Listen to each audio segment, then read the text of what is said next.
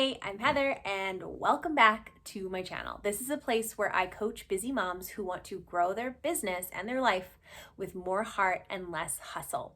Today, I want to talk to you about how I get into my feminine energy and how that has changed my marriage, my business, and my entire life. About 6 months ago, I hired a new coach, and the reason that I hired her was because she kept on posting in her social media about how fiery and passionate her marriage was.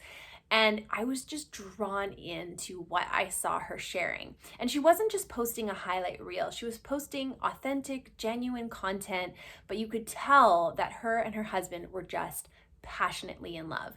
And after 13 years of marriage, I was in a place where I was feeling committed, but I wasn't experiencing that passion. And I share about that in an episode called How to Bring the Fire Back in Your Marriage, which I'll link below this video. But one of the big parts of the journey of reconnecting with my husband and bringing that passion back into our marriage was learning about the difference between the masculine and the feminine.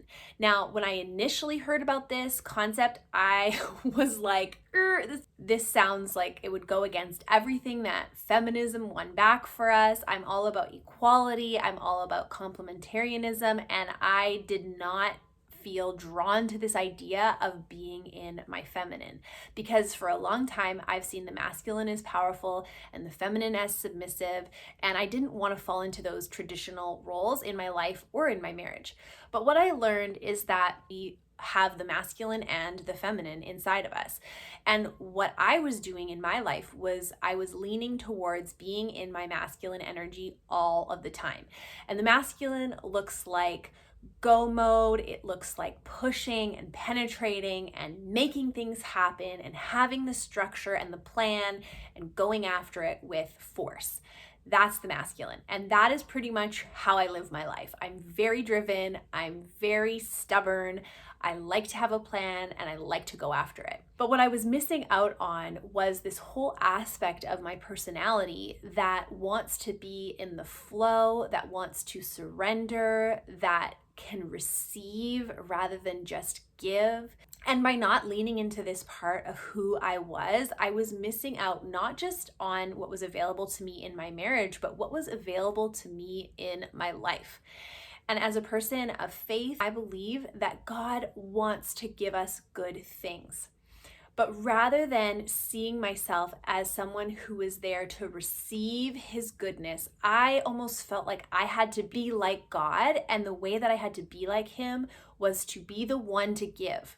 But what I was missing out on was sitting back and surrendering and opening myself up to receiving the goodness that was available to me. I want to share some of the things that I have done that have helped me to move out of that masculine energy all the time and into more of the feminine flow. One of the first things that I did was I started to pay attention to my cycle. I have always been someone that hasn't tracked my periods at all. I had a really irregular period for all of my adolescence and up to when I had my children. It was all over the place. I actually thought it would be really difficult for me to get pregnant because my period was so sporadic. But after having children, then it became more regular. And now one of the things that I do is I use an app to actually track when I have my period, when I'm ovulating, and I've started to notice some different trends. And this has become more mainstream now that you can actually learn how to work with the energy of your cycle. And for me, that means knowing when my energy is going to be lower, knowing when I'm feeling more creative and productive and like I want to put myself out there. And there are trends for me that I see based on my cycle. So keeping track of that and actually also communicating that to my husband. So he knows now that there's certain times of the month where I'm more revved up and turned on and ready to go. And there's certain times of the month where I'm a little bit more like, I need my space. And just understanding that and understanding my body and how it works and working with that rather than working against that has been a really powerful tool for me to stay in my feminine energy. Another thing that's really helped me is to change my relationship with my phone. I know it sounds ridiculous, but the truth is that I have an intense relationship with my phone. I'm guessing you might too. Because so much of my work is done on my phone, it's really hard for me to be in the flow, to be in my feminine energy when my phone is in my hand. And so I've become much more intentional about having times in the day where I am not on my phone. And it's not because it's a should. I used to want to put my phone away because I felt like I should be more present and I shouldn't be on my phone so much. That is a terrible motivator. Should doesn't ever motivate us in a sustainable way for the long term. But now what's motivating me is that I can see how I show up in my life when I take time away from my phone. So one of the transition times for me is when I get home from work. I am very intentional about putting my phone onto the charger that's also our speaker system and turning on music. Number one, it gets the phone out of my hand. It stops the endless scroll. It stops me, just being in work mode. And two, music really helps me to get back into my body, out of my head, and into my feminine energy. If I forget, my husband will often take it out of my back pocket and put it there and turn on the music. That's become a really sweet rhythm and way for me to get out of the masculine, to get out of my head, to get out of work mode and into play and pleasure and fun. Another thing that's changed in my relationship with my phone is that I no longer look at it the last thing before I go to bed and the first thing when I wake up in the morning. I had a goal for a really long time to not do this, but again, it was just a should.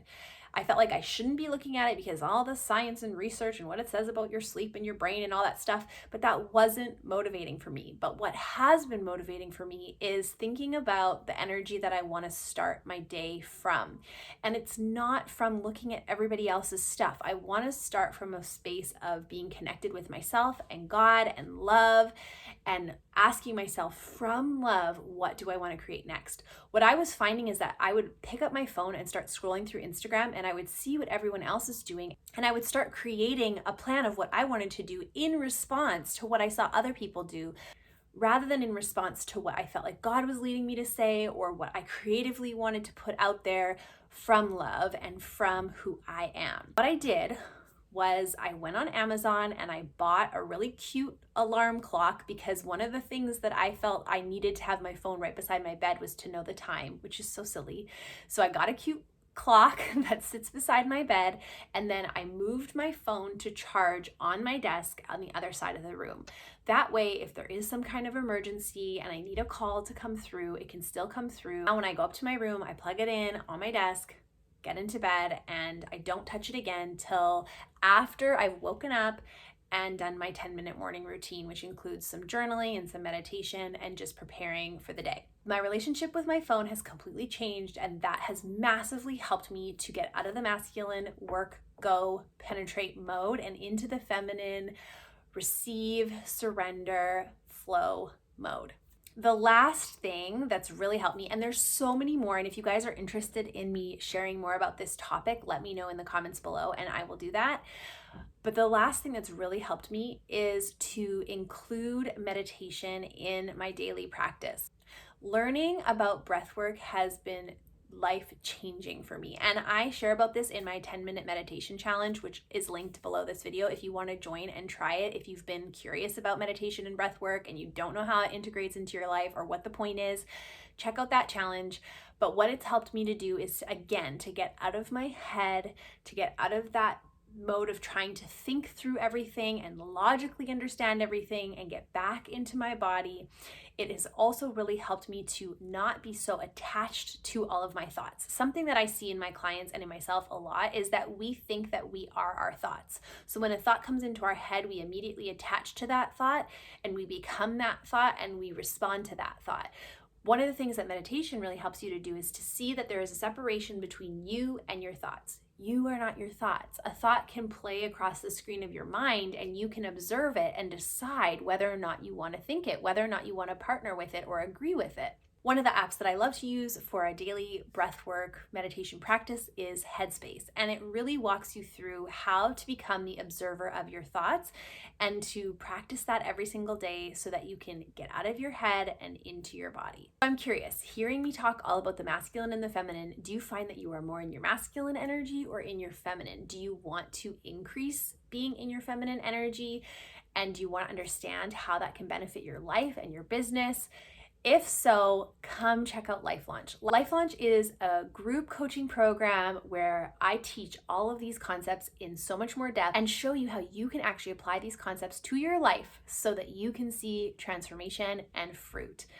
If you're interested, you can check out the link below this video. If you liked it, give us a thumbs up, share it with your friends, subscribe, and we will see you next week.